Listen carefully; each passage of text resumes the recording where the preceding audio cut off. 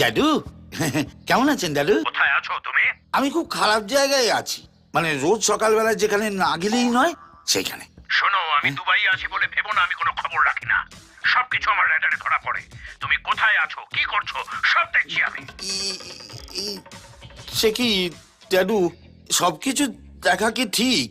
মানে জামাই শ্বশুরের মধ্যে একটা প্রাইভেসি থাকবে না? চুপ করো। একটা কাজ ঠিক করে করতে পারে না, আবার বড় বড় বাপ। তোমাকে বলেছিলাম তোলা পাত্রকে একটু থ্রেট করতে, মারতে বলেছি?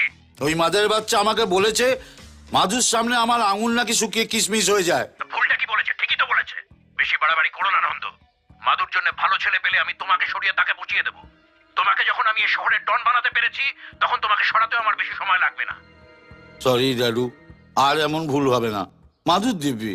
এই, একদম আমার মেয়ের নামে ফলস দিব্যি খাবে না। ওর কিছু হলে গুলি করে আমি তোমার খুলিয়ে উড়িয়ে দেবো, বুঝতে পেরেছো? বুঝতে পেরেছি।